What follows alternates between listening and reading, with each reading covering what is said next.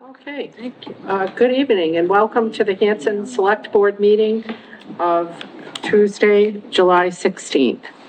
This meeting is being recorded by Whitman Hanson Community Access Television. Please rise and join me in the Pledge of Allegiance.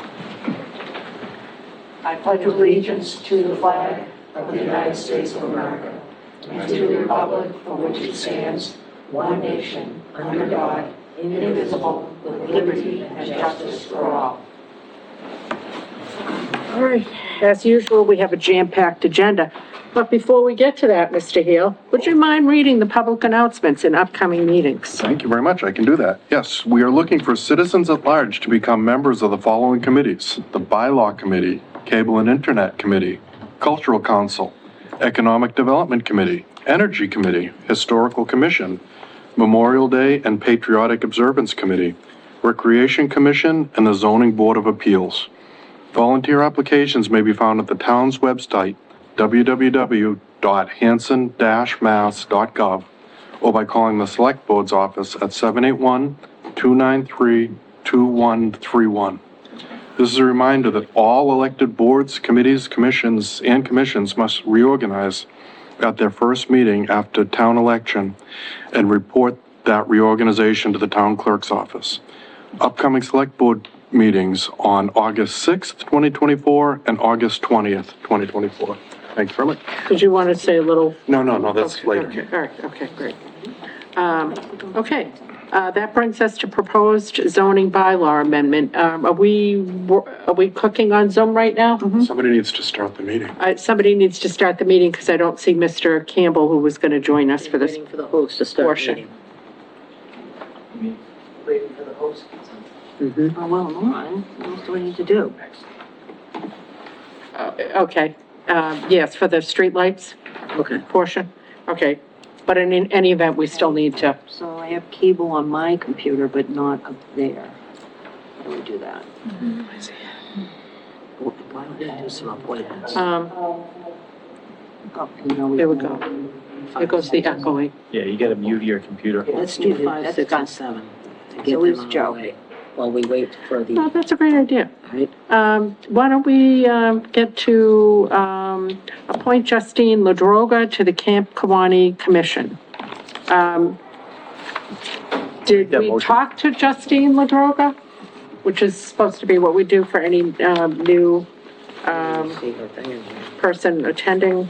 I have not spoken to her. Has anybody spoken to her? Frank Lilisi has spoken with her and he's very eager to have. her Okay, on board. all right, that's great, that's great. I will entertain a motion to appoint Justine Ladroga to the Camp Kawani So Commission. moved. Second. Any further discussion? All in favor? All right, that brings us to appoint Ella Derby as a Camp Kawani lifeguard. I will entertain a motion. So moved. Second. All in favor? Aye. And request by Hanson Pack 34 to reserve the McQuon property for its annual summer picnic on Tuesday, July 23rd. I assume rain date of the 24th, 5 p.m. to 7 p.m. I will entertain a motion. So moved. Second. All in favor? Aye. All right. And are we all set, Ms. Green? We're waiting for Joe to, Well, Tony seems to think he's going to be joining us for the second item, so let's forge ahead, shall we? I'm sorry? oh, here he comes. Well, no, we're going to, Okay, Yeah. here he comes. There he is. Let's Okay. get this over with. greetings, Mr. Campbell. And if you're talking to us, we can't hear you, but, okay. And Mr. DePrez, do you mind, stating who you are, what your role is, and, Yes, good evening. My name's Tony DePrice, Town Planner, Hanson. So, first thing you have before you is a proposed zoning bylaw amendment, and this is for a battery energy storage system. Little background.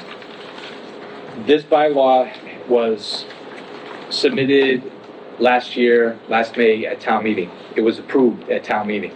It went to the Attorney General's office. They shot it down. They felt there was two issues that didn't go with.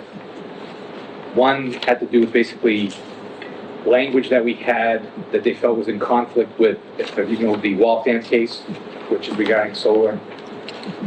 It's became a crucial case regarding, basically, in a nutshell, there was an access road from one town into Waltham for solar. Waltham fought it, it went to court, Waltham lost. It turned out that Waltham was basically not complying with, say, the Dover Act. So we had some language in here that the AG's office didn't like, and so they turned down the bylaw. So what's happened is, I'm working with town council, we're going to revise the language so that it meets what the AG's office will be comfortable with. So is it literally just this one tweak on 5 and page? 6? Yeah, 5 and 6. There is, if you look under number 5 and 6, that is just a draft at this point. Okay, So what I'm looking for tonight is basically the select board. So the planning board is giving this to the select board. This is the bylaw. Now, as the select board, we're asking you to forward this or consider this. And similar to what we have to do for all the other. exactly. So then what'll happen is you'll turn it back over to the planning board for a report, which will allow the planning board to do a public hearing, and we'll get all the final language with the town council, and in that final report that we'll present to the select board, it'll be all the i's dotted, t's crossed language that you can then hopefully move it on to October town meeting. Okay. But this is basically 5 and 6. Basically. Right, The but we're rest- kicking it to the planning Right, board. that's fine. Yeah. It's a draft Yeah. copy. You can have it back. It's a draft, I just want you to know that it's a draft copy, there's gonna be probably more changes to it, but this is the starting point. Okay. Okay, so I will entertain a motion to refer this proposed zoning bylaw amendment back to the planning board for their consideration and for them to hold hearings on it. So moved. Second. Okay? Any further discussion? Okay, all in favor? Okay, great. All right, and then that brings us to proposed streetlights, Meadowbrook subdivision, County Road. Yes, so the applicant for this subdivision came before the planning board and received approval for the subdivision. As part of the subdivision control law, there's a requirement for streetlights. So on the plan that you have in front of you, the 11 by 17, you'll see some highlighted areas. So he's proposing 4 streetlights. Now, I know in the past, there's been discussion by the select board or concerns about street lighting because of cost.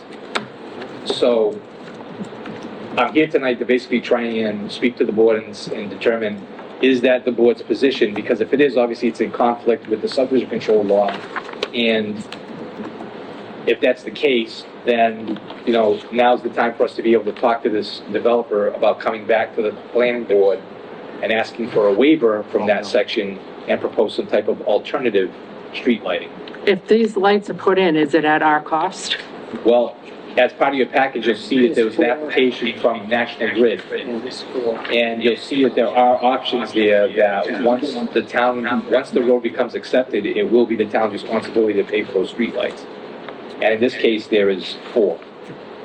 Can you point to me where they are on this? Yeah, There- it's hard to, It's a small plan, but you see that it's highlighted, it should be in yellow, but highlighted. We have no. Well, we've got a black and white You don't- version. you we don't have black and white. No. It's Can you- various can you degrees tell? of gray. Yeah. Yeah, I can't see exactly. This is where a laser pointer would be helpful. be a laser point, or if I brought my laptop, I could just. There you go. There you go. Okay. If you can see Oh, it's way up the tippy top, okay. Okay, Yep. that makes sense. Okay, that makes sense, okay. Oh, I see, yep. Yeah, Here. One, so there's, if you'd like, you can keep this copy and just pass it on. I just wanna- 4 highlighted spots on the plan. So, oh my, Princeton Way and Harvard Road. Okay, well, So I'm here basically to have this discussion oh with yeah, the select there's one board. here. And yeah, Mr. Campbell is here as the chair of the planning board, because obviously if, let's say the select board has one position, the planning board has a requirement under the subject control law, there's sort of a conflict. Well, so- What do we? so what do we do? historically, the town was paying to light all kinds of public ways, like cul-de-sacs. and then it did some kind of a little come to Jesus kind of a thing back in, I'd say it was the late 90s, early 2000, and said, why are we paying to light all of these streets up? Why is that on us? Why are we paying? And many of them were shut off. I can't say for 100% all of them were shut off, but the vast majority were shut off. So I don't know that, well, I know we're not in a fiscal position to say, turn them all back on and we'll pay that electricity bill for all of those. So I think that's where it becomes a problem. And that's why I'm yeah. here, because obviously, this road is not at a point where these streetlights are going to go in, and obviously if that's the position of the, say, the select board, then it makes more sense to have this developer come in with something alternatively versus getting to the point of putting up 4 streetlights, then they get turned off. I mean, does anybody feel strongly that we ought to be, all right, I'm kind of stacking the deck the way I'm asking this question. I'm trying to think of a neutral way Let me ask you a of question. asking it. Is there gonna be a, homeowners association in this development? I believe there is some language for a homeowners association. I'm not sure if it's going to be. But there typically isn't. Yeah. There have been occasions when that doesn't even come to fruition, or it's an ineffective. Well, I was just thinking, you know, Yeah. that would, if they were gonna do, I mean, like my mother's development, their Stonebridge. Yeah, yeah. It's, That's they effective, supply yeah. their own, Yeah. that's why I'm, When I've done subdivisions in other communities that went away from streetlights because of the cost, the alternative was requiring, let's say, I'm going to use a carriage light, similar to, let's say, the ones that are in the parking lot, smaller scale, at the end of each driveway. So in essence, it was lighting up the road at the dime of the homeowner versus the town. Now, you may have, obviously, some subdivisions where they meet the main road that you're going to need some type of street light, obviously, for safety. But within the subdivision itself, you may be able to look at an alternative that, in essence, would shift the cost over to, say, I think that's what we'd want to do in terms of where it meets the main drag, which will be the case in this. I think we'd defer to, ironically, our highway director, our highway surveyor, to work on that. You know, if it's a safety situation, obviously, we're not going to say we don't want those lights, but we're just talking about lighting up a whole cul-de-sac. The town can't take on that burden. We don't have the ability to do that. but I will say that streetlights and safety places are important. I remember when the streetlights were shut off on my road. Yeah. It was dangerous. It's dangerous on mine. It's Yeah. pitch dark. I mean, Well, no offense, but you're on a cul-de-sac. I'm not on Route 58, yeah, that's it's dangerous. crazy. On Yeah. State Street, it's Yeah. dangerous, you I know? don't even know who's Yeah. paying to keep my 2 streetlights on, but they're on.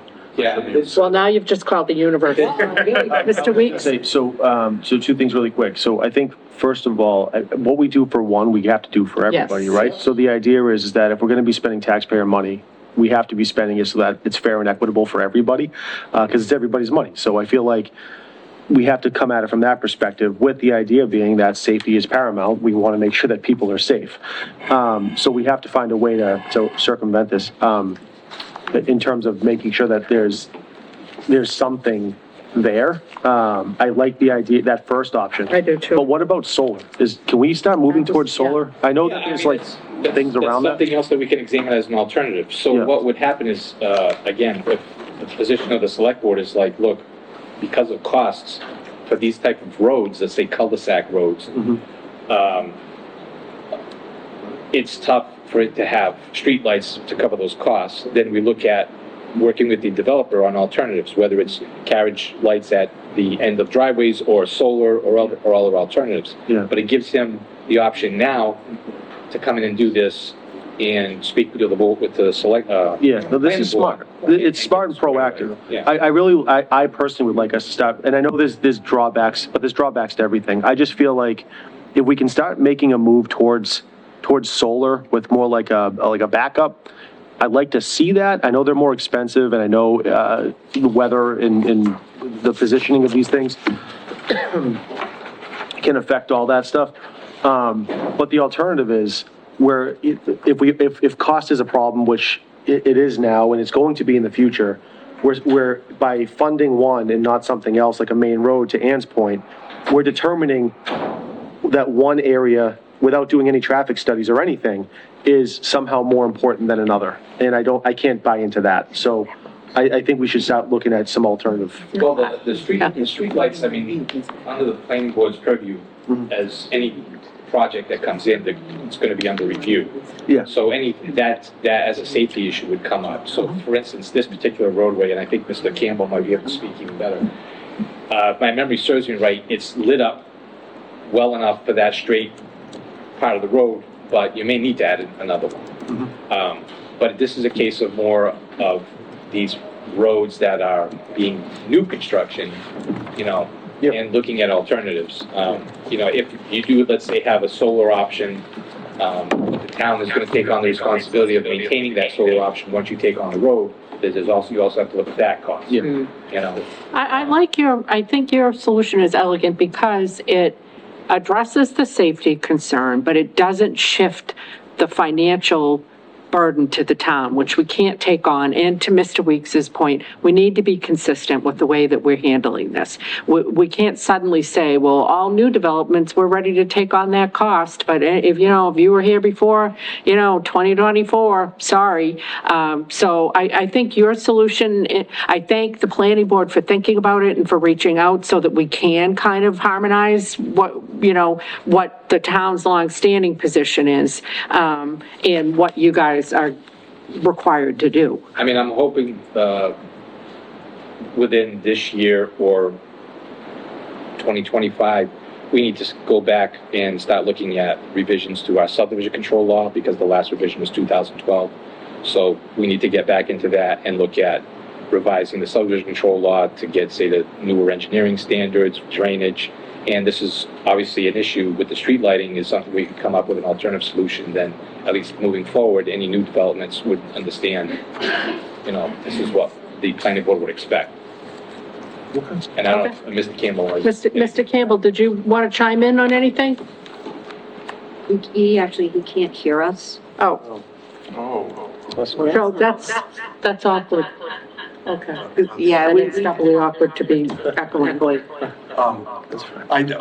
problem a little bit is we don't have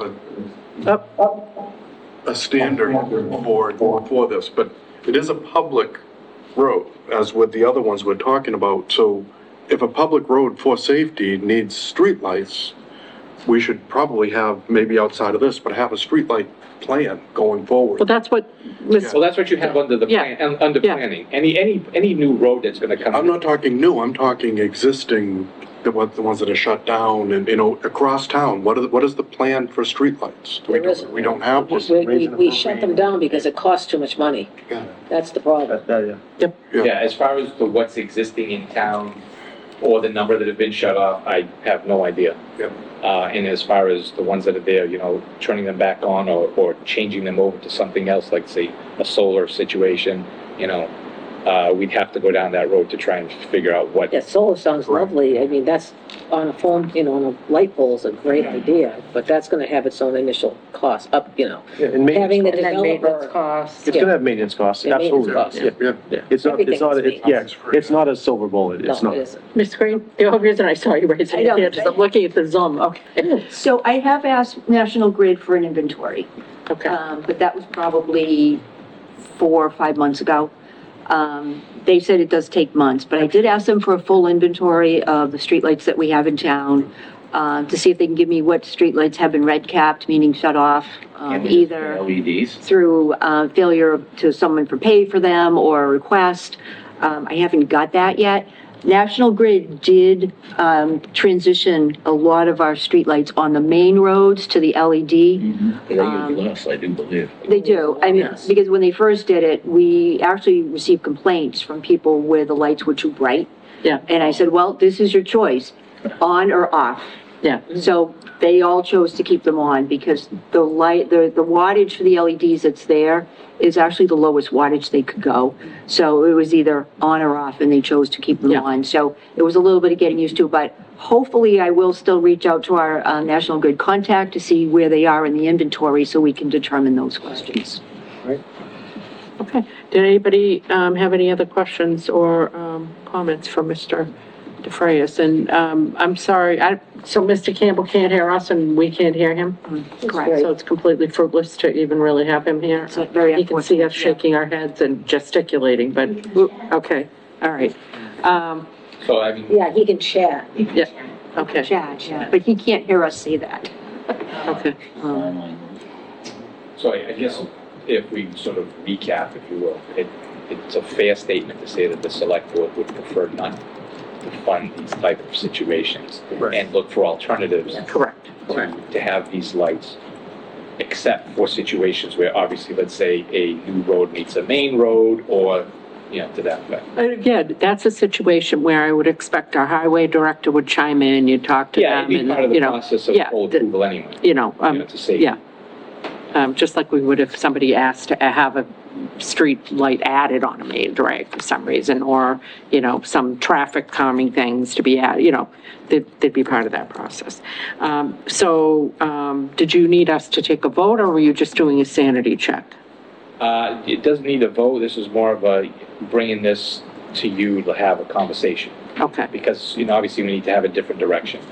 And we need to have here's the situation is this, the applicant submitted this form. And as I read the form, I said, okay, I know that they're not really keen on this, so Yep. let me go before them, let's have a conversation. and again, I do want to clarify that it's not this board. We've inherited this, you know, this legacy, this decision. I'm not questioning it, because probably given this situation we're in right now, we certainly don't have the money, we haven't in the past. But I just want to clarify that, you know, we didn't just sort of wave a magic wand and say we didn't want to have any of those lights powered. On the private side, many communities went away from street lighting in their subdivision control law because of the fact, obviously because of the fact, the cost. Yeah. And they chose some type of alternative to get that safety, but not at the cost of, let's say, the general public. Okay, great. All right, well, thanks again. It's always great to see you. We appreciate it. Always. Yeah, thank you. All right. Love it, because it always comes with solutions. He always comes with solutions. Joe, can you hear us? Hey, can I have a quick? Sure, I just heard Tony say thanks and goodbye. Okay, great, perfect. All right, so yeah, I think we landed where you guys knew we would, which was, yes, we would like the solution of perhaps going back to the developer to ask for lights at the end of the driveway that the homeowner, that, you know, that the developer is putting in versus the town. It's difficult to hear because I think the microphone on this is I think we're all set, Joe. audio. Yeah. Joe, I think we're all set. Yeah. We're- Can you We get? can just move on. We're all set. I don't know where to talk to them. About the, Yeah, quick question. okay. Not that I want to see one, but has anybody ever thought about like a wind power? Like a windmill in Hanson? We haven't had anybody apply for. Not that I want to see Yeah, yeah. one, but I know that some towns, I mean, I think Hanover doesn't Hanover have a couple of windmills over Kingston there? does, Kingston does. What does it power? Water treatment plant is. What does it power? It's never run, nothing, it doesn't run. That didn't put out more than honestly, probably a month's worth. Right. Oh, really? It broke, and then when they went to fix And then there it, were like 2 or 3 down in Kingston, but I know like the people that lived in neighborhoods near there were saying they were getting headaches, they were getting ill. Situate too. Yep, yeah, so it was, Situate too. They don't generate a lot of power? Well, yeah, the ones they Probably. prefer to do in Hanover, I hate to say it was a multiple. There were 2 in the United States, one in Massachusetts, Oh. one in Oregon. Yep. The ones in Kingston are much larger. yeah, Turbine, Mm-hmm. but the ones that Hanover got, it was a great idea, but it was the wrong turbine. Right. So right now, it's so it's a big hulk, giant antenna. it's a It's a monument. big hulking mass of steel. Yes, Mrs. Excuse me, Diaz? can you fix this? This is going on TV. Yeah, that's Yeah, I fine. remember that too. Joe can't hear because it's coming out of the laptop. No, I know, but if this is going live I've on lost cable it. access, you're just staring at the top of the ceiling. Okay, is that? When high school days. I just think we're good to move on. Yeah. The neighbors have, I yeah, really want to do a primal screen right now, but yeah, I remember. Oh, you'd have to hide it, you'd have to put it somewhere. no, you can't, no, you can't. Well, And this is, Hanson is hidden pretty well back there, I mean, it's kind of like, it's off the beat. plus, there's no Yeah. Yeah, all right, we're gonna move on, guys, because I don't have that on the agenda, and I'm having somebody call a point of order, rightly so. Okay, yep. Ms. Green, Capital Strategic Solutions, is there a way we could, delay that while we, speak to, Edward Henderson? Yes. Okay. Well, I didn't see them on there, so I thought we could just, not torture ourselves with any more Zoom activities for a few minutes, and do you, just mind coming up here and? No, I do not. Okay, great. And just introduce yourself, and, so next up on our agenda is appoint Edward Henderson as Highway Director pending contract negotiations. Ms. Green? I'm sorry, we're just trying to make sure that Nicole's not waiting on this. Okay, so, good evening. As the board members, we advertised for a highway director position. We had advertised it at one salary and found that we got very few candidates was in response to the salary, the initial salary. We then increased the salary, and we posted it again, and we did get some additional candidates.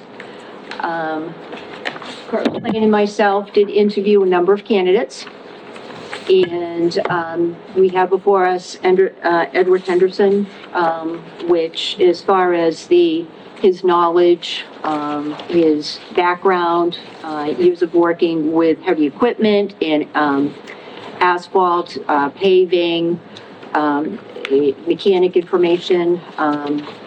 We wanted to bring him before the board and possibly have the board appoint him a conditional employment offer, but I thought the board would like to speak with him and maybe have him share his, a story for So us. are you recommending him for this position?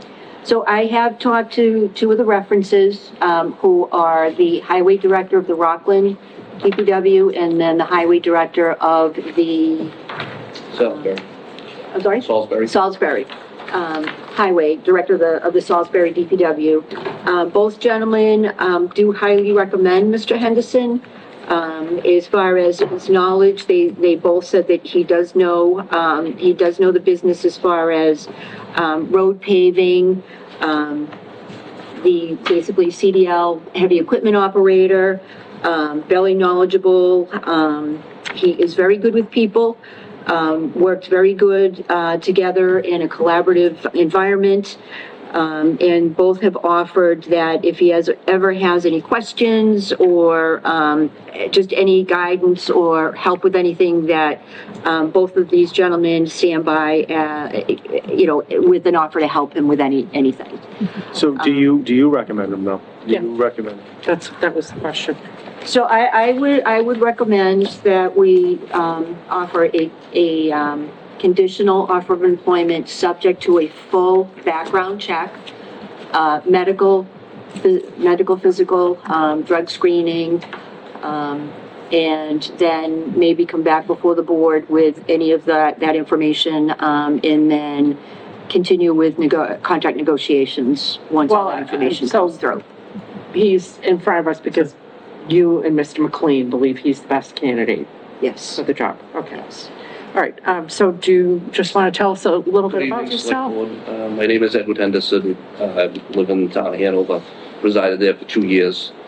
I've been in the construction industry for about 20, 25 years. I've done everything from subdevelopments to roadway reconstruction, to landscaping, Mass DOT work, safe routes, school zones, ADA compliant sections of roadways, worked closely with Mass DOT on multiple reconstructions, Route 9, section of Route 128, the town of Holbrook. We did 139 from 37 down to the railroad tracks. City of Quincy, I did the intersection C Street, Quincy Shore Drive was a complete renovation, traffic lights, sidewalks, you name it, water, drainage, sewer. I ran a paving crew for about 8 years. I was started as a laborer, then worked up to be the superintendent of the paving crew. I have a vast knowledge of road construction. I've been in this industry my whole life, and growing up in the town of Rockland, my father was fire chief. Worked for the town for a short time, thought that the public sector, the private sector would be better, and now I'm realizing that my knowledge can help the towns advance to the next step and possibly bring sidewalks into town, new roadway construction. Just driving through every day on my way home, you notice little things, a catch basin that's plugged up, the water's not running, and it's not by any fault of the town, it's just, it gets overwhelming. So I hope to bring my knowledge to the town of Hanson and move forward into the next. Do you have any concerns about working with the union? Have you had experience with unions? I was currently a local 4 operator, and in the unions, to be a superintendent, you have to switch to the laborers union. I've been a current member of the laborers union for 8 years. Being a union member and a superintendent, it's very, you have to protect your men, but you have to look out for the company. So basically being the superintendent on the job, you have to protect you guys as much as you can, but you have to look out for the company itself. You work for the company. Yes, you're a union member. Yes, you have to protect you guys, but you have to also protect the company from lawsuits, anything, mishaps at work. I had a guy on the next job over get crushed. Been involved in that, been through all kinds of debriefing with people being hurt. I've had guys get seriously hurt on my job, chainsaw cut to the leg, and, administered first aid, and, prevented a lot of serious issues prevented them from turning into serious issues. Yeah, I'm OSHA certified, I'm trench safety certified, I have my OSHA 40, heavy equipment operator, Class A CDL driver, and I just wanted to take this to the next level. Anything else that you want to?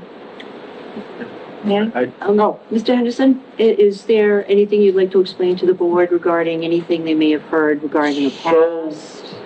I'm an open book, and I'll be the first ones to tell you. If there's ever an issue, I'd be willing you can come down to my house and see me. Years back, I had some issues. I'm currently in recovery. It'll be 13 years this year I've been in recovery. The stuff that happened to me isn't supposed to be a life sentence, and every day, there's stuff that reminds me of what happened in the past. I talked with Jamie Tupelo, who's the superintendent in Salisbury, and we both share kind of the same story. He's been in sobriety for 20 years. It's not an easy thing. The toughest thing I'm going to have to do in life is sit here in front of you guys and explain this. There's probably nothing that's going to change your mind, but I'm telling you, I'm not going to do anything to jeopardize the town of Hanson or myself. It put you in a situation that to be subjected to anything. My past is my past. Somebody said to me, people stumble all the time. It's just how they get up and dust themselves off and move forward. That's what I'm looking to do. I'm looking to move forward. My 13-year-old son, my 12-year-old son, and my wife are here, and it's something I didn't want to do, but I have to do this. I'm going to be, as my father says, you live in a glass house now, Ed, and I don't care. You can come right down to Broadway. There's nothing for me to hide.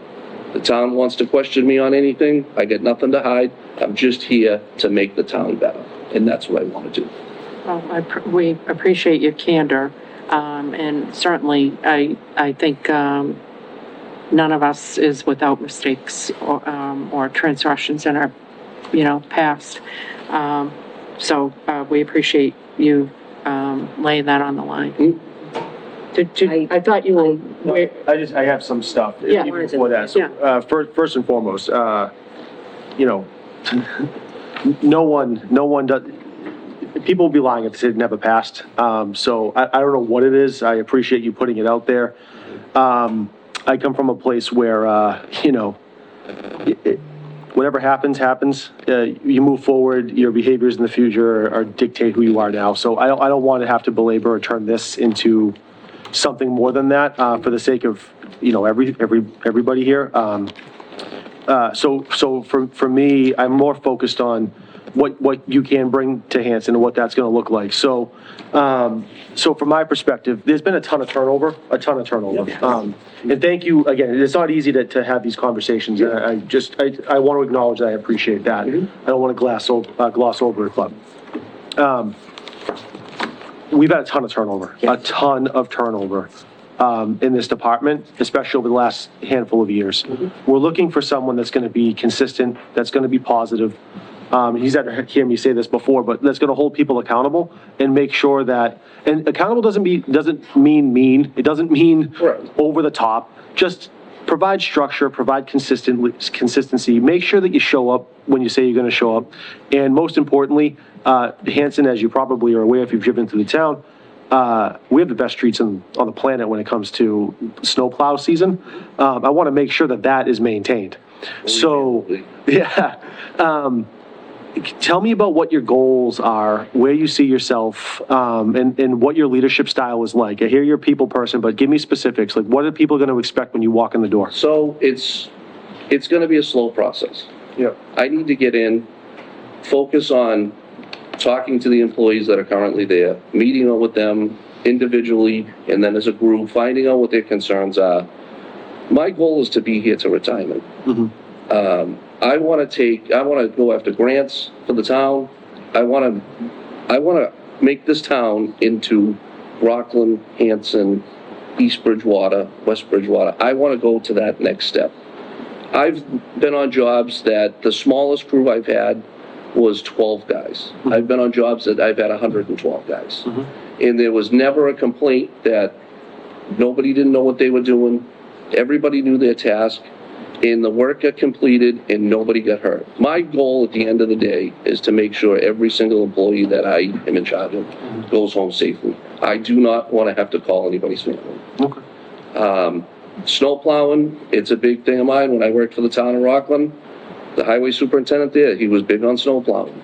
And I explained to Lisa and Mr. McLean that the companies that I've worked for have told me that if I was in a situation and need equipment, I can have it here within 30 minutes. Right. My goal is to make the streets safe in the wintertime for the people of the town of Hanson. Okay. That sounds good to me. And so, to Mr. Weeks's point, frankly, Kurt, I think, has got the most longevity of anybody we've had since the dearly departed Mr. Brown, which is a sad statement, but it's true. We've had Kurt for a longer period than anybody. And he keeps trying to leave us, but we keep dragging him back. So don't make us do it again. This guy really wants to retire and see the last of Hanson. I think, to Mr. Weeks's point, I think we're really looking for somebody that's going to make a commitment. Of course, we'll make a commitment to you. You make a commitment to us. We'll help you grow. You do your job, and all of that. I think one of the things, we've got a great group of well-intentioned employees who, again, have had that, kind of turnstile of management. So they're a little bit jaded about let's see how long this guy's going to last type of thing. I liked your approach that it's slow and steady. I think it's like any other relationship. It takes a little bit of time to build that trust and respect, and, it's not going to happen overnight. So I like the fact that you're not expecting, right out of the gate. That doesn't mean that you're not expecting people to follow what you're asking them to do, but the relationship part might take a little bit longer. What's your approach if you've got somebody who is just hating their job or is just saying, I'm burnt out, I'm done, I don't want to do this anymore, they're just refusing to work? How would you approach that? So I'm in this situation now that the current employer, I have a guy that I've worked with a long time, and every day it's doom and gloom. And I said, let's make this fun. Remember the days of getting stuff done, feeling accomplished at the end of the day, just giving them that extra boost of confidence that you do great work, you know, thanks for coming in, I appreciate your help, you know, kind of, you know, coddling them a little bit and protecting them too. And I've seen it. I have guys that on a paving crew, you know, we're working 3 shifts in a row and they want to go home. All right, guys, we just got to get through this and things will get better. I can promise you that. And it's all about being a good leader and just helping them along. Everybody needs a little help once in a while and getting them through the tough times. So do you feel, how important is giving people feedback on an ongoing basis? And how would you do that? There's, you know, showing up there, you know, let's just use, for instance, they're raking asphalt. You know, you pick up some waters, you know, here you go, guys, I appreciate what you do.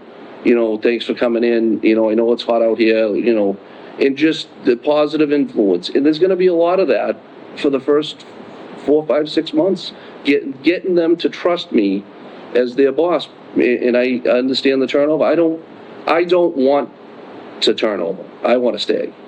I'm right up the street, and whenever I'm needed, you guys can call right on me. I have no problem. But just giving them that confidence, that confidence boost, that thanks, guys, appreciate you coming in. I know you've been here for 3 days plowing snow. You know, here you go, here's some coffee, here's some just positive reinforcement to make them think that their job is most important. Now, like, in the last couple of days where we've got this like horrific heat, it's tough being out there, all the time. Like, what would you do to try to, you know, like, obviously the work still needs to get done, but like, what would you do to try to? I mean, I'm putting sewer pipe in right now. We're 11 feet deep. We're doing 300 to 400 feet a day. And it's, you know, let's get some of it done. We'll take a break, keep cool, keep hydrated, keep on them, make sure they're not, you know, working too hard. You know, let's go back to the garage. If, you know, I don't know the layout. If there's air conditioning, let's have lunch in the air conditioner. Let's go back out and get it done. You know, make sure, you know, drive around, make sure they're hydrated. And, you know, I probably sound like somebody's father, but that's what you have to do. You have to take care of the people that take care of you. Yeah, 100%. Okay, did you have any questions? So the only thing I was noticing is there's a lot of different jobs on your resume, and I just wanted to make sure that you said you wanted to retire from here. So Willing to, with the jobs, yeah. In the construction industry, in the private sector, you're always chasing that job, that position. And with the unions, you know, where I did a lot of 21 East sites. I did a lot of Superfund hazardous waste material. I'm certified in it. I've dealt with a lot of it. And, you know, companies would say, hey, Ed, we have this job. I did a big job at National Grid in Malden. It was a total reconstruction for the city of Malden. And we had, it was the MGP processing plant, which is the byproduct of natural gas, is coal tar. So they had all these pipes underneath the ground, and the Dow company had come to me on a job, and they said, you know a lot about this stuff. Would you be interested in working for us? I said, well, you know, in the private sector, it's all about the money. Working for the town, it's all about making a difference. And so we come up with, and they said, well, how are we going to handle this? So after doing 2 weeks of research, we found a foam that doesn't break down in oil, and we would take 10-foot sections of pipe, drill holes in it from the top, fill it with the foam, come back the next day and cut sections out to get our drainage in. The highway director from Malden came down and said, where would you come up with something like this? I said, I looked something up, what didn't disintegrate in oil, what kind of foam, and I went with it. I said, I had no idea if it was going to work, but now we've done, I don't know, we did 250 yards of MGP pipes, and everything was remitted. There's no MGP processing pipes. And basically, you know, I've been hired on jobs. You know, companies will offer $10 over the rate. But my goal is my goal is now, as my family's here in Hanover, I want to help make the town better. And be close to home. And be close to home. the days of traveling 4 hours on the expressway, Those are over, yeah, hopefully. oh, whatever, I Plus, mean, good benefits, good pension, and, you know, I'm sure your dad, being a retired fire chief, will tell you, those things get, the older you get, the more yeah, important they yeah, get. and that's it, you know. It's not super sexy when you're young, but when you get older, they get important. I'm noticing you've got a lot of stormwater management background, which is amazing, because we really haven't paid a lot of attention to stormwater management. We've kicked it a bit down the road. So fortunately, some of my jobs that I've taken, I've been in charge of SWIP. Then after every half inch of rain, you have to go around and inspect the hay bales, catch basins, washouts, repairs. Working on a site in West Bridgewater right now that constantly having to maintain the SWIP. Now, if you were to be offered this job, would you have any other employment? Negative. Okay, I would give up everything to be employed by the town of Hanson. okay. Mr. George? I really don't have anything. I mean, I've seen, since 2005, you've definitely gone from, little company to better company to maybe a little better company, and then you just kept moving forward. You know, WL French, that's not a small company. And if you're a boss there, that's a big I company. did the Third Ave project, which They're a huge company. was a 130-foot ledge cut on the side of the expressway. And Dow's no small. No, So, all big time. and you know, you see BRS, that's who I work. So Joe recruited me. He kept calling me. I heard you left out. I said, Joe, I'm not. You're not a John Mento, that's for sure. Oh God! Right? And I said, no, absolutely not. And I said, Joe, you know, talk to me in a few weeks. I don't know if I'm ready for the job. Yeah. I don't know that I want to. I mean, I like that. I like that you Thank you. started, I see 2005, you started out like And it was a mechanic. as a beginner, and Yep. you increased going to, Yep. every job you went to, it's not like you Going back. went backwards, you went to a much bigger, better, And it's been a lot of hard work. And, Oh, I'm sure. And, you know, it's done a I'm lot. sure working for like a French company, it's not an easy job. Well, plowing snow, you know, the deal was, you know, when I worked for French, they said, oh, you have knowledge in plowing snow? I said, well, I'll never admit that to you. Yeah. Yeah, I guess I do. And I would run my site during the day, and if it snowed at night, I was at my site, I was at the Linfield Marketplace plowing, Yeah. and then back to work the next day. There was never, you know, and you get to that point, you get burnt out doing a lot of stuff while traveling. I mean, on average, I was doing about 20 hours a week in the car, in the truck. And it makes for a long week. That's a grind, and it's hours of your life you're never gonna get back. Yep. You drove a lot of dump trailer? Trailer, low bed, Yep. you know, I don't want to sound like I've done it all, but I've done a lot. Right. And, you know, it's the way that I've come up, the way that I've boomed, so to say, yeah, I'd like to take my knowledge and put this to you guys. Did anybody? Hanson needs somebody solid. Yeah, and I'm here to stay. Okay, well, did anybody have nothing else? Okay. Again, I appreciate you falling on the sword, bleeding profusely, getting it over with and out. You know, I understand what Ann's saying about the various positions, but I think, Dave makes a good point, because it's progressively responsible and more skills are being acquired with each move. Each move that you did, you were bettering you're not Yeah. going from you're not going from 10 to 1, you're starting out at 1, and you work for like that French company, they're huge. I mean, you don't get much bigger than When I was there, it was 374 employees, and I had the biggest employee count in the a company. big company. I honestly can't think of very many things that our highway would do that you haven't been in the trenches doing yourself, which I think is going to give the guys a real appreciation for the fact that you know what they're doing, you And know? working with the other town departments is huge, being visible. You know, trees come down, being in town. It's, you know, it's down to a house fire. You never know what other departments are gonna need in a situation like that. They may need, Have you looked at Hanson's equipment at all? I haven't. I'm sure you can operate Dave, you're it. not trying to turn them off from this job, right? Okay. I've operated everything from a skid steer to a road grader. Okay. So, but being visible, being available for other departments when need be, that's part of this job, and it's 24-hour on-call, and that's what I'm here for. Right. And I think you make a really good point. People don't always think of highway as first responders, but they are very much first Yes, they are. responders. Yep. The fire and police aren't moving trees that have, limbs that are down and all that other stuff. And we're really lucky, and Kurt will attest to this, we've got two great chiefs. They work extremely well together, and the entire department does, and they work well with highway. We just haven't had a steady Eddie for a highway director No for pun them to intended. partner with. So, yeah, no pun intended. Kurt, did you have anything you wanted to say, or?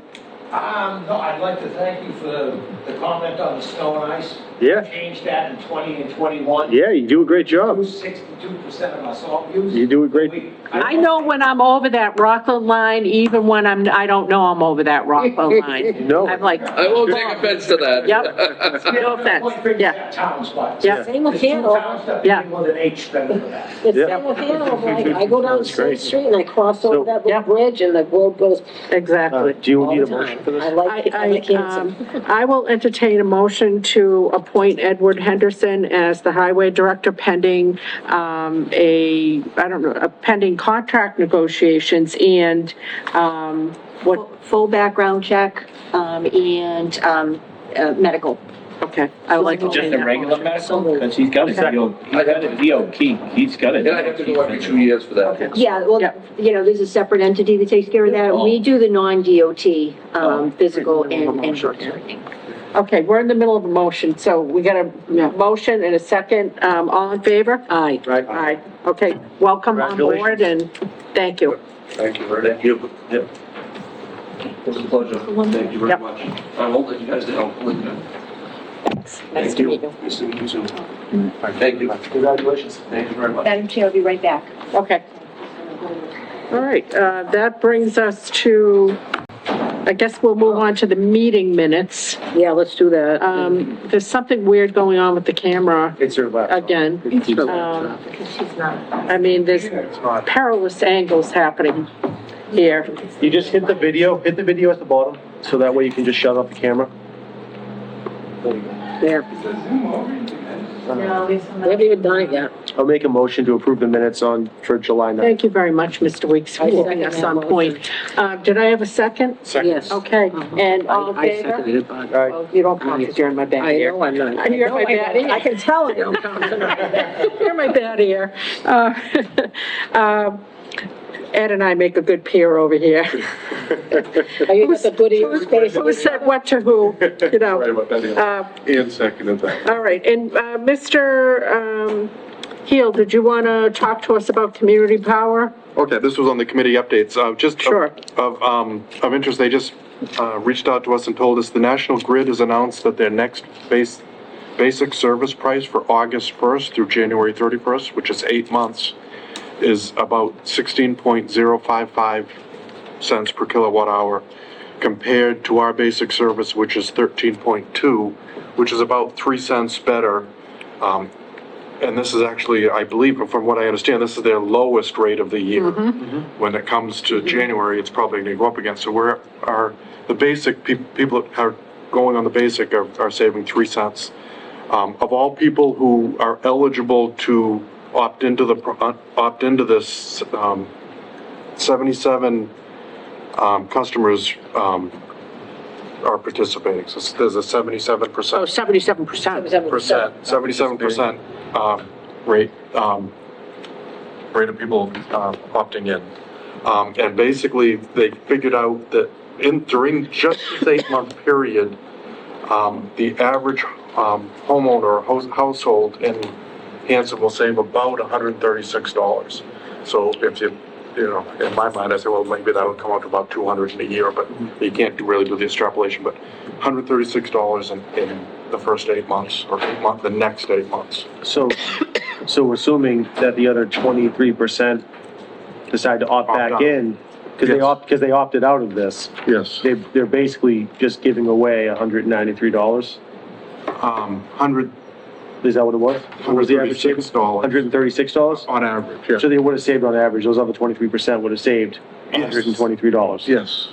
And they decided. So- There were some people who just felt very violently about the automatic opt-in. No, the reason why I'm bringing this up, It's irritating, but I see. It was irritating. but the reason why I'm bringing it up is because we were talking about market and volunteering and all that stuff. And you were one of the biggest, proponents of that, and rightfully so. But again, I just think it's important because we want to save people money. That, again, it is volunteer. If you do opt back in, then you will be able to save money, and there's data that shows that. And you can opt in anytime. That's the beauty of this. You can opt in, opt out, opt in, opt out. Money is whatever you tight, want. so people should know that it is working, people are saving money. No penalty, no contracts, nothing. Yep. Easy breezy. Right. Well, thank you for that update. That's great.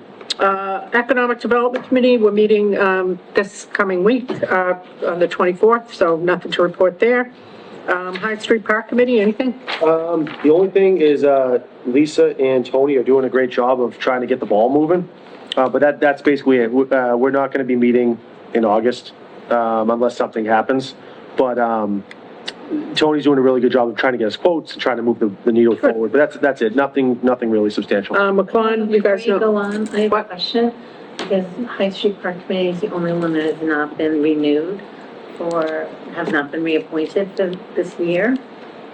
Do we have any changes on the committee that you need to update me before we can update you? Though we did it all as They one. were not appointed. Really? High Street Park's the only one that's not appointed. Was that because we didn't know that it was 1 year, or what? No, it was people who are off the committee and then are now trying to get back on the committee. And if there's any other changes that were happening. Gotcha. Okay, so I thought that we had appointed them. So, we're gonna have to go back and figure that out so that we don't inadvertently do something. Correct. That violates anything. The only thing that, around that is, Phil is off conservation, so you're actually reminding me that we do need to reach out. Would you mind helping with that? I know you're going on vacation, so it can wait. But we need to petition the Conservation Commission to send us a liaison, because that is a vacant seat. The commission is aware of the need. Yeah, But not they officially. should, but I don't think officially. Yeah. So I don't want to take that for granted. Yeah, same thing happened with community preservation, so, because he was Yeah. represented. Yeah. And then Ms. Clemens did put in a request to be on High Street Park. Mhm. I was thinking he was doing the at-large position because Mary Ann has no longer. Yes, but there's a situation around that we can talk about. Maybe we can put that on the agenda because, and there's also, she would be taking up one of those at-large. You know, if you Positions. need someone who's gonna be able to be more participatory, I'd be happy to step off that committee, because It's totally up to you. We're pretty open. I know, but I don't wanna take up space. She was doing it to try to be helpful because we thought we were down too many Yeah, people. and it's Monday night, and unfortunately, until I fall into a pot of money, I am going to be working on Monday nights. Yeah, no, it's 100% fine. We were even kicking around the idea of reducing it from a 7-person board That back makes to a a lot of 5. So I didn't want to make any decisions without putting it on the agenda. And I haven't had a chance to even ask to put this on the agenda. So I don't want to take up too much time on it, but maybe we can talk about this in the future, but Yes. it's totally up to you. Think about it, think about whether you want reappointments, Yeah. whether you want us to consider reducing the People that can quorum. participate, Yeah. you're better off with them than you are with me. Yeah, a bigger thing is that we want to make sure we're filling the vacancies that are actually tasked to be filled, which is conservation. That's like our biggest Okay, thing yep, right now, yep. so. Okay, So it's Yeah, but that's 7 people everything. now? It's 7 people now. And you've got 6? We're kicking around the idea of reducing it to 5. okay. And then, McQuan, you know where we're at on that, we're gonna schedule something in September. Nothing else on the other stuff, anything else anybody wanted to mention? Where are we at with capital strategic solutions? Have we lost them? What's happening?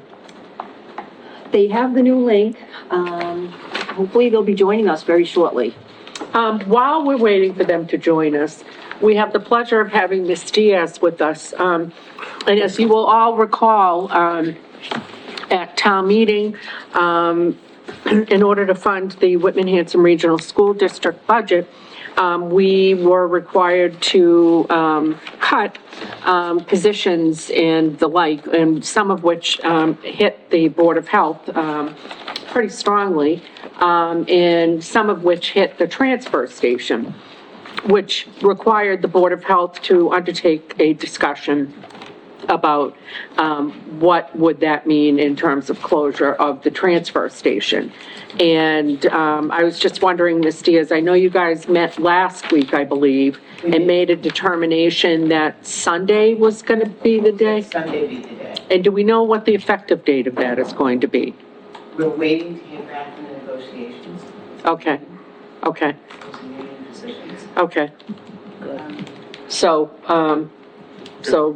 We don't have a start date. So yet. keep chugging along. This Sunday, we're okay, I guess, if we need to make a dump run this. There's some really good reasons for that too, from what I understand, you know, that you Yes. can't call things in, you, If we need to have any of the bins picked up, you can't call and do that on Sunday. It has to be during the week. So if we post another day during the week, that's one less day that we'd be able to keep that stuff. Chris also said that surprisingly, the volume was very low on Sunday of people coming. I don't know. That's what he said. What we did. I've had multiple conversations with Chris about this, and he assures me that Sunday's a low day. I'm up there every Sunday, so. I am too, but my husband but you're says, there every day. my husband says that I'm there too often, and that we use more bags than anybody in town, which is not a verified fact. That I probably use more than you. But I do like to go, you know, if I've got stuff and it fills a bag, I just go. Drop off so many things. Yeah. So Sunday, it's gonna be Sunday, we don't know what the start date is. Don't know yet what the start date is, but we will try to get the information out in every way that they can. It'll be on the town website, hopefully we'll be able to put it on cable, I don't know if we'll put it in the newspaper, And where are we at with the new transfer station stickers? I know the deadline was June 30th, you had, the last time we saw you, you said there'd be a little grace period, are you lowering the boom? not quite yet. Okay, We actually had to order more stickers. oh, Because what we had ordered initially wasn't enough. In the time that I spent helping with the stickers, there were many addresses that had 3 vehicles, and they paid full price for all 3 vehicles. And I don't know if it's renewed interest. yeah. We've had tons of people coming. Well, they wouldn't let me do 3 vehicles before, so this is the first year that they can do 3. Is the first where you wanna pay for? Yeah. I've been able to do multiple vehicles. I could do 2, but they wouldn't let me do 3. They wouldn't. I tried because I had 3 vehicles. So anyways, I would be very interested to know how many new, never been Yes. at the transfer station. And I don't know that we have a way of keeping The track of metrics. that because we have a database that we just build on. We put them in, so. Well, they should have a There is date of way entry. To go in and Yeah, look back yeah. at your address. I think we should do that. And see how many. Well, can we compare numbers? Even though now you're letting people do more than 2 vehicles, which I thought I was able to do 3 last year, but, I didn't try last year, but the year before, oh, no. okay, yeah. Or whatever. So can you, is there a way for you to compare, and contrast year to year, how many people are buying transfer station, tickets?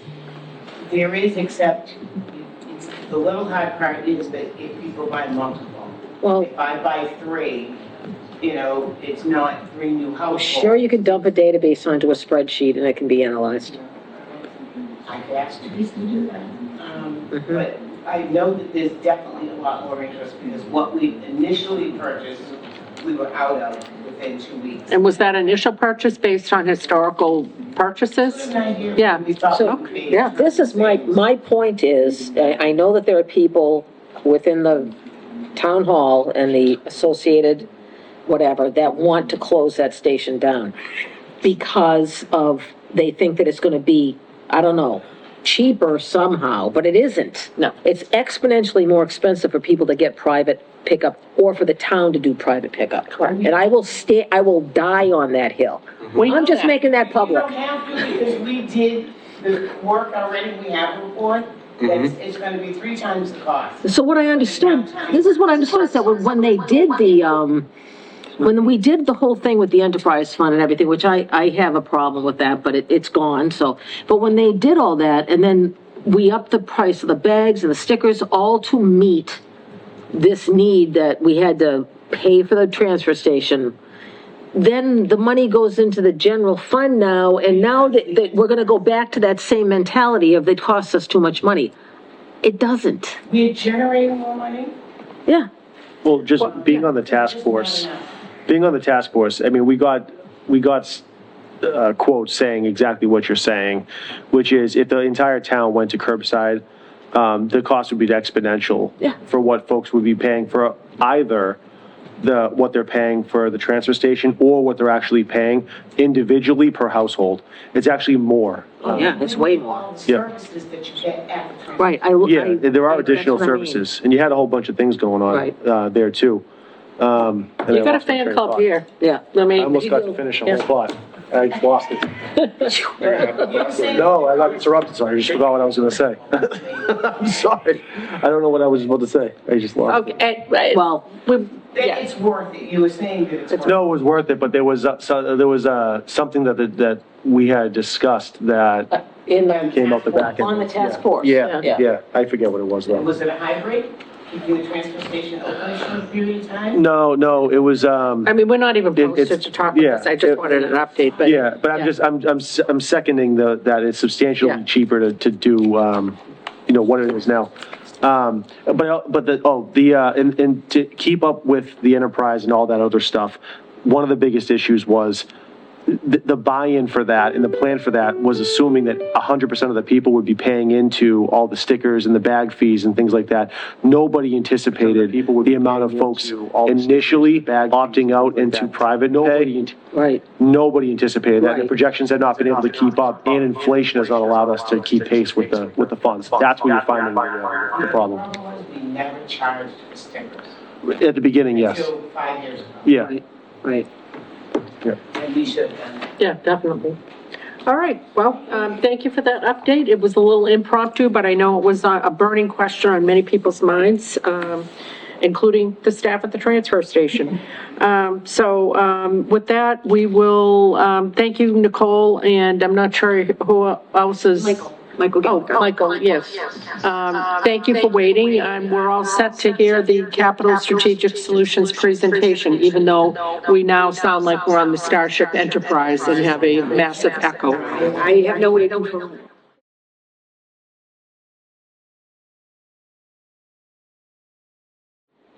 Here we go. Can you all see my screen? Yep. Okay, hopefully it won't mess up on me while I'm kind of putting it into presentation mode. It would be par for the course, so don't worry about it. All good. Thank you. We are Capital Strategic Solutions. My name is Nicole Figueredo. I am the CEO. A little bit about us. We are a Massachusetts-based certified woman-owned business. We are comprised of former municipal employees, and we specialize in the areas of public administration, municipal finance, grant writing, administration, public works, community outreach and engagement, project management, oversight, and on-site support services, just to name a few. We're happy to be here tonight, happy to be back talking to our friends in Hanson. About me, my name is Nicole Figueredo. I'm the CEO. I've been a professional consultant providing services to cities and towns throughout New England, doing public engagement, education on a number of issues, including water quality, overrides, any number of complex municipal issues that are going on, breaking that information down and getting it into bite-sized digestible pieces so that it's easier for your community members to understand. I have over 2 decades working in county, state, and municipal government. And again, I'm skilled at simplifying complex information and conveying that information quickly and efficiently. I'd like to introduce Mike Gallagher and let him talk a little bit about his experience. Thank you, Nicole, and good evening, everyone, and thank you to the board for having us here this evening. I'm a professional consultant with Capital Strategic Solutions. I'm a retired town administrator, town manager in North Attleboro. I actually was with North Attleboro when they changed forms of government, and was also part of North Attleboro's override process that they went through back, trying to remember now, it was probably 2018, 19. We actually were able to successfully get a Proposition 2.5 override passed because of some of the outreach things that we've done. Before I went to North Attleboro, I was deputy to the mayor, chief of staff. I was actually director of administrative services. But I functioned as deputy to the mayor, chief of staff, Sue Kay, in the town of Weymouth. And before that, I did a lot of years, almost 36, 37 years in the private sector, in a senior management role at some very large corporations, New York Times, Fidelity Investments, and worked in mostly IT, but as a senior manager. So I've got a lot of experience in both the private and the public sector. I also spent 13 years as a member of the Weymouth School Committee.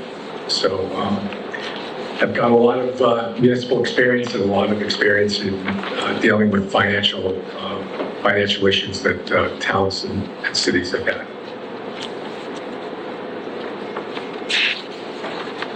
So I'll turn it back to Nicole. Thanks, Mike. Some of the key objectives in doing outreach and engagement for an override is explaining what the override is and why it's being proposed. Outlining the specific needs and benefits that the override will address, whether it's funding for public safety, infrastructure, improvements, schools, etc. Mike, can you speak a little bit about your experience in doing this? I know you touched on it when you introduced yourself. Sure, thank you, Nicole. When we did the override, we were successful in our override in North Attleboro. One of the things that was very important and key to the whole process was part of our public outreach and making sure that we were very open and had a plan in place. So we showed the taxpayers what was going on in the town from a financial perspective. We were very open with our 5-year, 10-year prior, and then we did a 5-10-year projection on what the town would look like with or without the override. We also did a lot with making sure that we were very specific about where every dollar went. In fact, when I went out with the select board as part of the outreach, as a town administrator with the board, we had a spreadsheet that was down to the dollar on where every dollar of that override would be spent for the next 3 years. And I think it was one of the things that helped us a lot as we went through the process, because the taxpayers could actually see where all of their funds were going to go. So, Nicole. Yes, municipal finance can be very challenging to explain to your community members. And that's where, Mike and I combined our efforts and we developed clear, concise, and consistent messaging.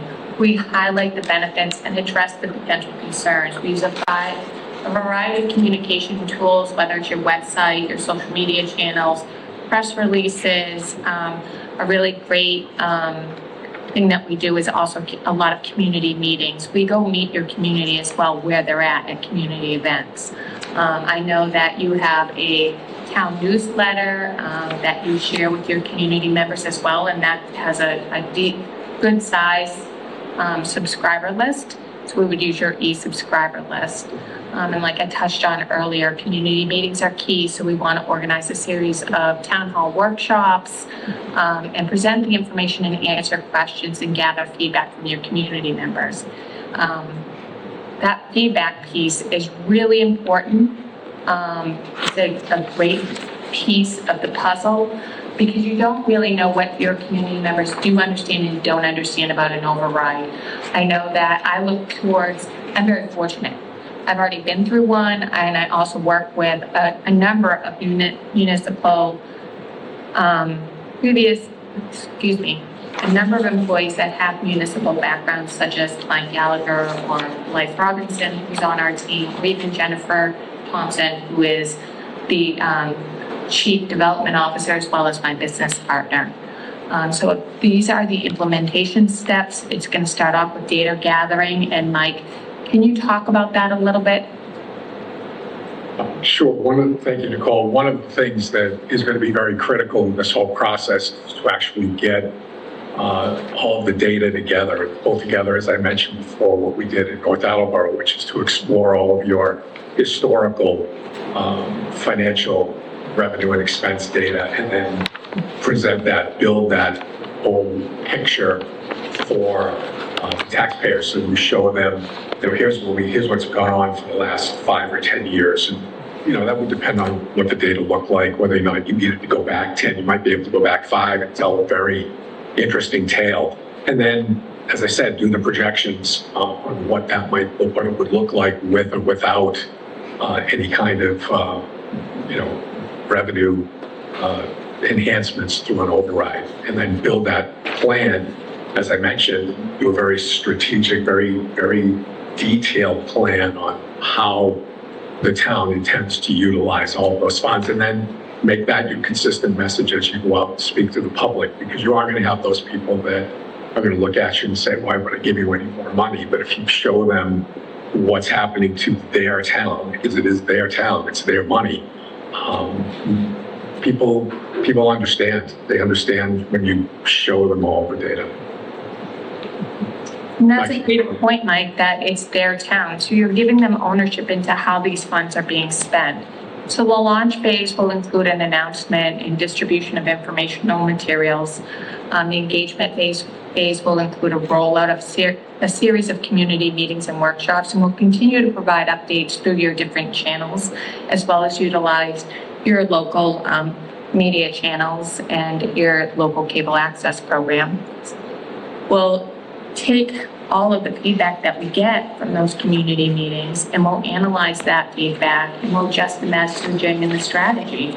You're going out there and you're talking about things we talk about these things all the time, but for, your parents that are running their children to different soccer games, or someone getting somebody else to a medical appointment, they may not be paying attention all the time, and they may have questions. And then you can develop your frequently asked questions from that. You can develop a new way of messaging so that we can reach those people. And we could also as well increase our efforts depending upon what we're hearing back and what we're getting from that feedback.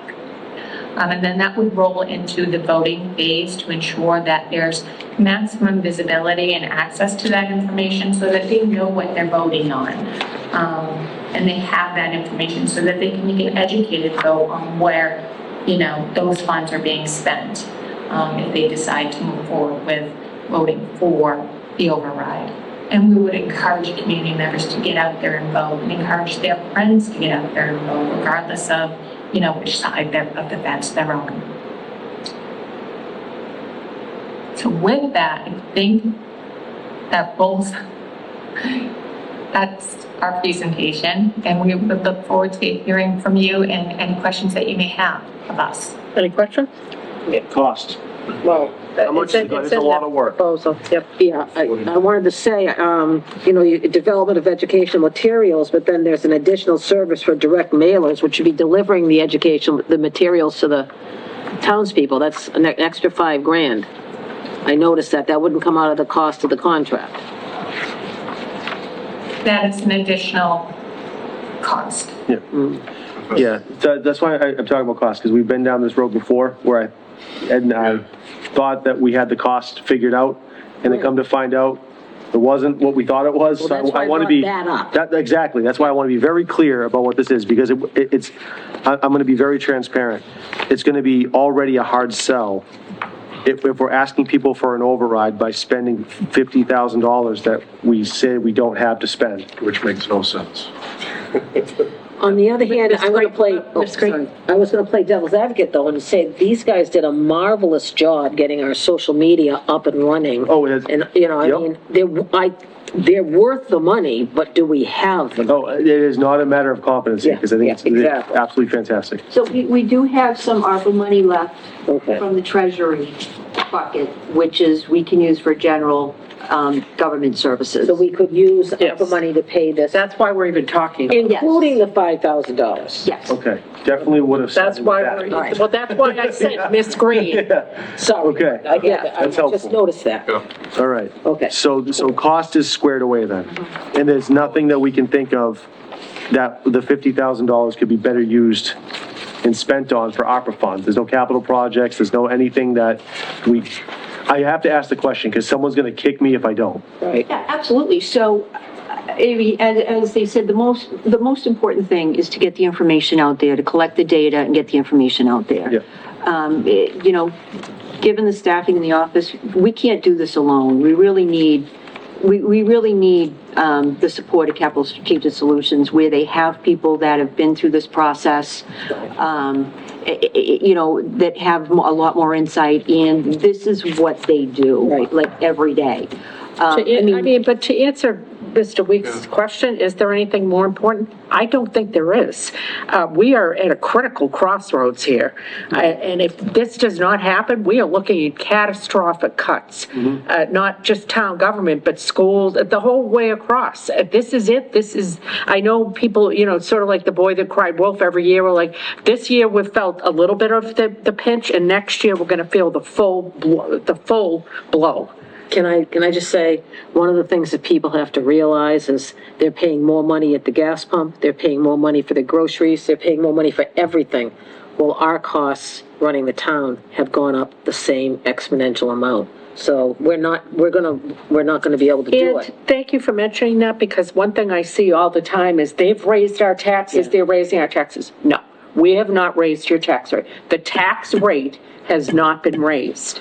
Your value of your property has increased because that's what property values do. And the taxes you're paying is based on the value of your property. That is the Board of Assessors using state, you know, rubric that do that, following, you know, a criteria. It is not haphazardly done, and that's part of owning property in Massachusetts is your property value hopefully goes up, and that means you're gonna pay more taxes. I wish that people who get angry and flare about it, and I understand why, but I wish they'd realize that they could work with us. We all have to work through this. This is not an easy thing for any of us to deal with. I don't wake up wanting to pay more taxes. No, I don't either. Hell no. But at the same time, But that makes this be reasonable. counterintuitive to Be reasonable. say at least $55,000 to talk about how we don't have money to spend.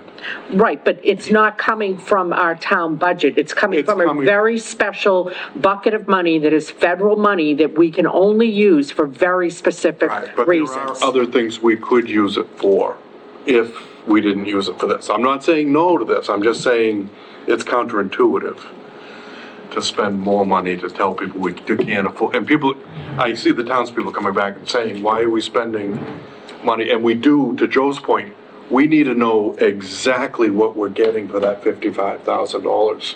And that's all is that all it's going to be? Like, We've got no more money beyond what, Without them coming back to us. yeah. Well, this is the budget that we have set aside. Okay. And if you look at what some of the other towns have done, Norwood, Hingham, that recently passed very large overrides. Yeah. They have done this full communication, data, community engagement, Yeah. but they have a larger staff. okay, but It's also we, Norwood. than we But I just want Yeah, I don't to, think and I that's a don't know good if we'd be analogy. able yeah, to I get it just done want on to this stick to, magnitude. and I appreciate let's that. talk about costs though. Yeah, I just want to stick to what, because again, this is not, I'm not trying to be overcritical. I'm incredibly happy with the services that we've been given by Capital Strategic Solutions.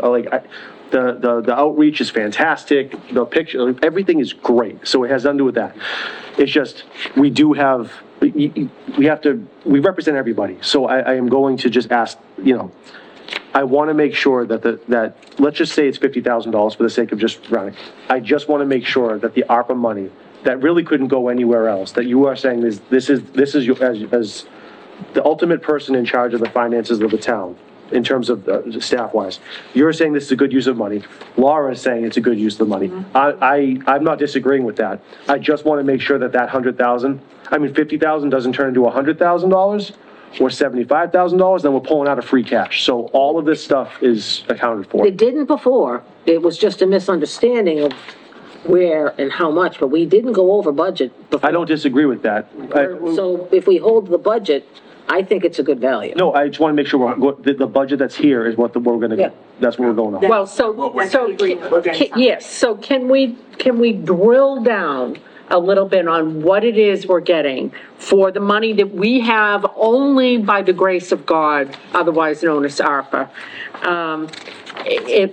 Can you specify what we're getting, just so everybody is very clear, we don't have any ambiguity on that point whatsoever?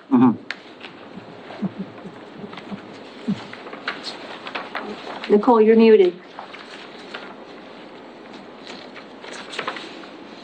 I apologize, I was just pulling up the proposal.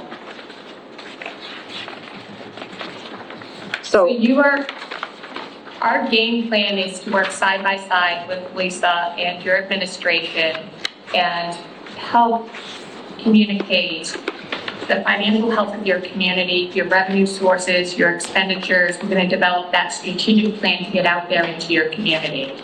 We're going to provide the support services that they need, that they don't existingly have. A lot of communities that do overrides, like Lisa said earlier, have a larger staff. So we're going to first deep dive into the data and gather that information together. We're going to sit down with Lisa, review the data along with the financial reports, and come up with a game plan for how this money is going to impact the community in a positive light, and if they don't do it, what's going to happen down the road. I mean, from our conversations with, Lisa, when we were talking through this plan, it's my understanding that without this override, it's going to impact the level of service provided to your community members, whether it be snow plowing, public safety, a lot of those infrastructure improvements that communities need. That's the backbone of your community right now. So we'll provide a financial review, go over the financial health with Lisa, your revenue sources, your expenditures, and new capital improvement projects. So we have an understanding and a handle on financially in the background what's happening. From that point on, we will develop a comprehensive education and engagement plan. We'll outline goals, which are to educate the community about the override, including the purpose, the financial implications, and the benefits. We're going to facilitate conversations through meetings and forums on, whether it's a virtual platform or it's us going to meet your community where they are, if they're at a community event. So we've already started looking at, what's on the calendar in Hanson at any given time, so we can drop in, do a pop-up event and talk to people about, the override and the benefits as well as the purpose and the financial. And Nicole, how many of those? Because so the financial health, I understand what you're going to do, but for instance, we've just had 2 consultants come in and do an extremely comprehensive review, both forward-looking and looking to our past, which you clearly are going to be able to leverage, and it will winnow down the amount of time that you'd end up having to do that. And then I'm looking at, the website and the email blasts and social media, like how many social media posts, how many email blasts are we going to get? Local media, how often are we going to get that? Community meetings, how many of those are we going to get? I just, there doesn't seem to be a lot of, in terms of tangible, it's a little bit vague in terms of the numbers that we're going to get from you on that. And then the other thing that I would ask is whether you can reconsider, once you take a look at what we've already done with the 2 consultants that we hired with ARPA money to do some forecasting for us, which led us to the place where we all begrudgingly agreed we probably need to look at an override. I'd like to see the mailer included in that $49,000, because clearly we have to do a mailer. And we're not going to have, Yeah, we don't have another $5,000 kicking around. And that may be the only way that we're gonna be able to reach all of these people. So what we can do is we can put together a schedule of events. Yes.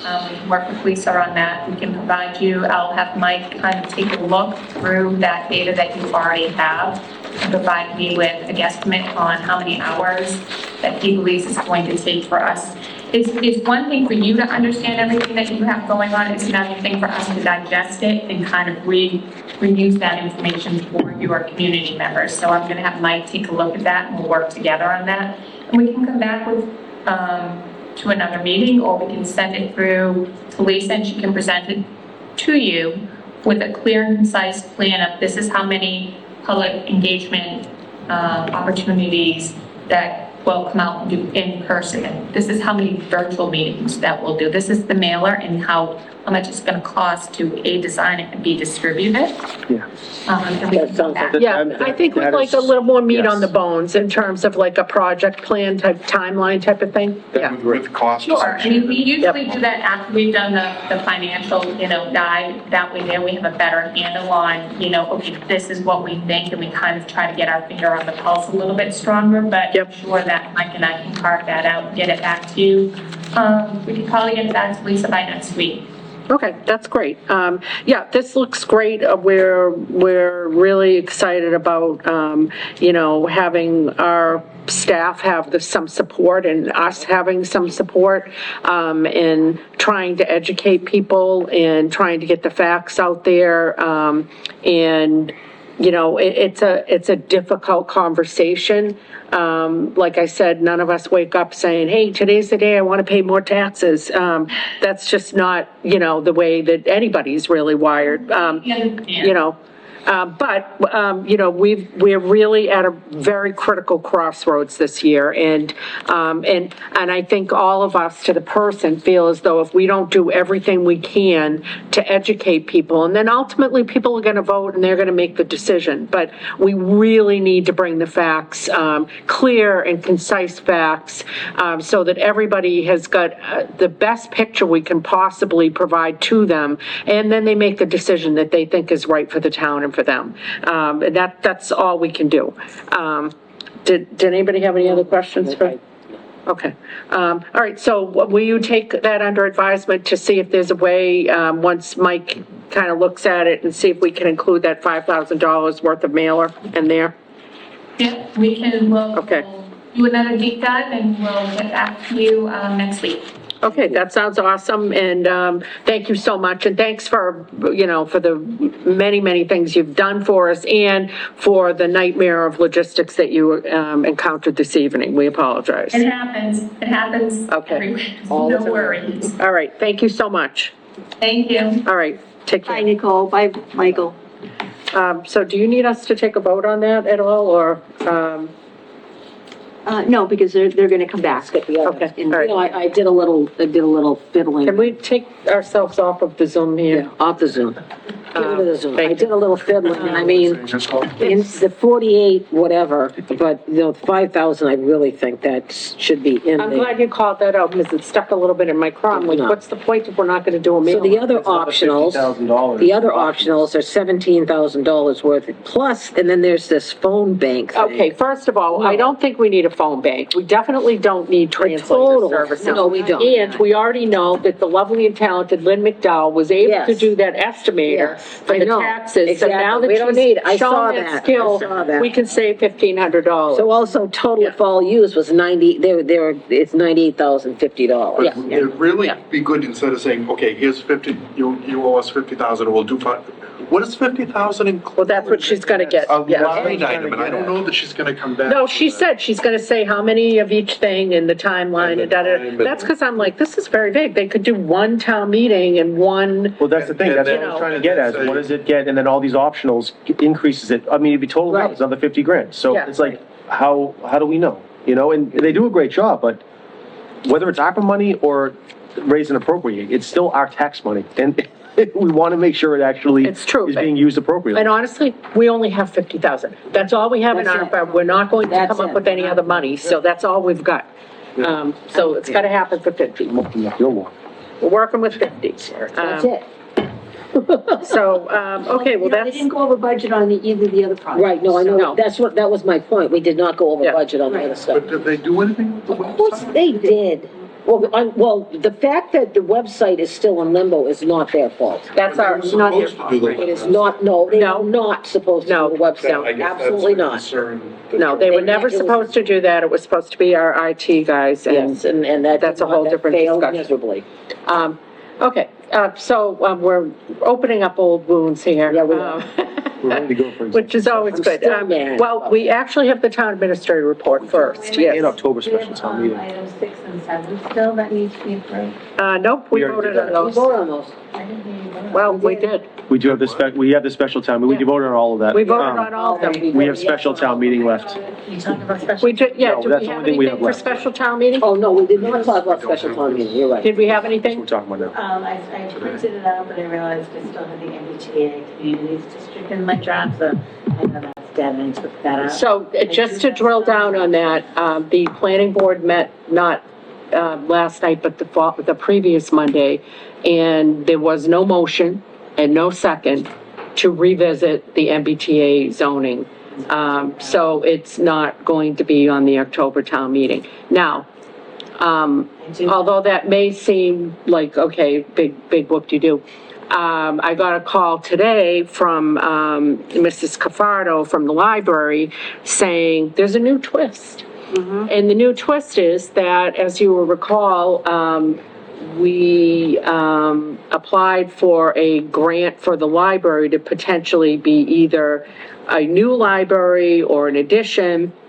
And despite the fact that we technically are still in compliance with the MBTA community law until the end of the year, the House and Senate now has decided that anybody that asks for any kind of funding, if they have not complied with the MBTA communities to date, they will not be given any grants. So we are Any dead in the grants or water. grants? Where anything that comes across their desk at the House and Senate, they will be voting against. Not the 13 grants, but any grant. 13 grants plus anything else that comes across the House and Senate. December 31st was the deadline. It is, so. See, it's a move. They don't have to follow laws. No, They don't have to follow laws, they They're can do making whatever stuff they up as want. they go. It's Yes, just, they are. like getting crazy. So poor Karen Stolfer is just beside herself. She spent so much time and effort, as did the trustees and the Friends of the Library, and, you know, and all those listening sessions that they did about what the library should be, and we are dead in the water.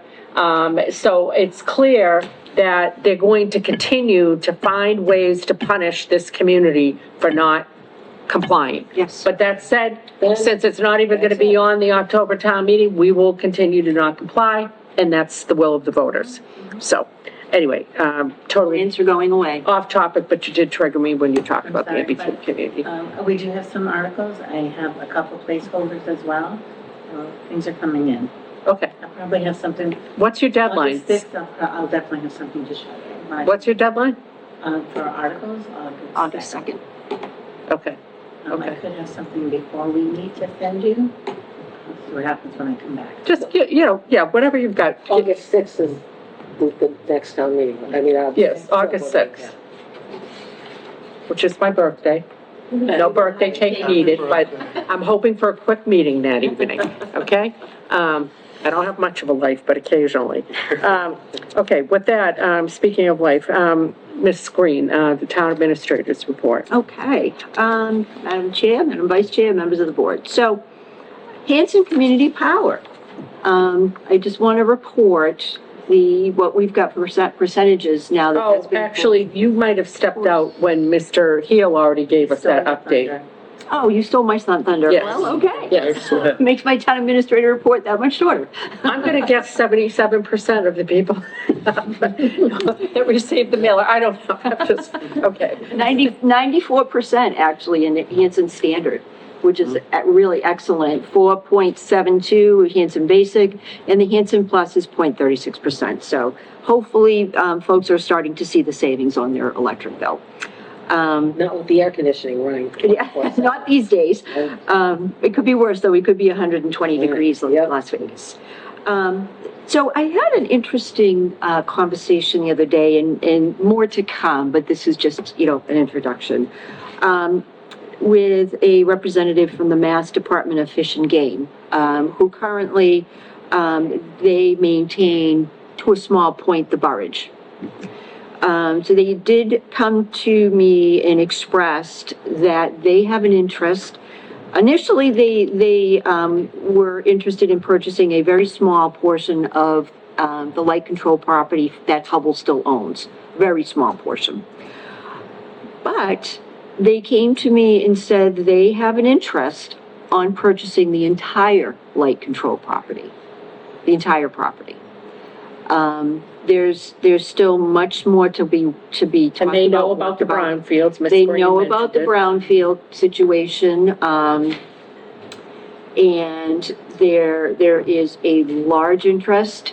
The agency would rather not see any type of activity there, given it's so close to the barrage that could potentially interrupt the natural landscape, things like that. So they're in conversations about purchasing from us the entire property.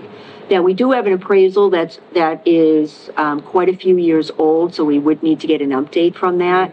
I do have an updated market analysis if we were to move forward with leasing the property, but it may be worthwhile to have the company that did the initial appraisal to hopefully maybe give us an update. And again, Ms. Green's got more research to do about, under the procurement laws, do we have I to have to offer reach it out to to town other, council yeah. But, interesting possibility. Interesting possibility. Yeah. They reached out to me looking for, I did provide them with the contractor that demolished the McQuan, because they were the lowest bidder. And so they did ask me, they wanted to reach out to buildings, but I'm like, here's who we dealt with. Because if they were to purchase the property, they really would have no use for the buildings, apart from possibly, speaking to, a prior, entity that came to us, with an interest of the property. So they may go that direction, but it's worthwhile. There'll be some more conversations. I have invited them to come before the board on August 6th, with more information, so we may see a representative from the Mass Fish and Game here on August 6th. And you'll have more of the facts of what our rules of engagement Yes, before. absolutely. Yeah. So, exciting news, basically, to me. Also, we completed the bidding for the Bristol Agricultural High School Student Transportation Service. We did receive 5 bids. And actually, we do, pending background investigation and reference checks. The lowest bidder is actually a small business that is located here in Hanson. That's awesome. So, and it's going to save us about $6,000 from what we paid last year. That's awesome too. So that's very good news. IT director position is posted. It will be it's going to be advertised in the Express this Thursday, next Thursday. It's on the MMA website. It's on the Hanson website, and it will be on Indeed, hopefully very soon. August 8th is the deadline for submitting resumes. We'll see what we get. And we had the second session with our department heads today of the Meyer leadership training. Gonna have to re-examine the content, as the subject matter today wasn't really quite the right time, given, the reduction in hours and things like that we were focusing on. So we cut the training short, and we'll reconsider the third session for content. And that actually completes my town administrator report, but I do want to recognize our first responders, our highway department that are out there in this weather working. They're really doing a lot for the town, and we've really encouraged them to stay hydrated, and just for residents, just to be really careful. We do have some powerful thunderstorms that are forecasted for tomorrow and possibly Thursday. Right, too. So, just want to really recognize all of that and recognize that residents are probably having a hard time with this heat, but we're going to get through it, and hopefully we'll have some lower temperatures in the near future. And that completes my town administrator report for today. Thank you very much. With that, I will entertain a motion to enter executive session pursuant to open meeting law, chapter 38, section 21A3, to discuss strategy with respect to collective bargaining or litigation if an open meeting may have a detrimental effect on the bargaining or litigating position of the public body, and the chair so declares. Litigation discussions, highway and administrative union, an executive session pursuant to open meeting law, chapter 38, section 21A7, to review and approve executive session minutes not to be released July 9th, 2024. I will entertain that motion. We will not be coming back into open session. So moved. Second. Roll call. Aye. Aye. Aye. Okay, thank you very much. And thank you for visiting, Ms. Diaz. It's always nice to have visitors.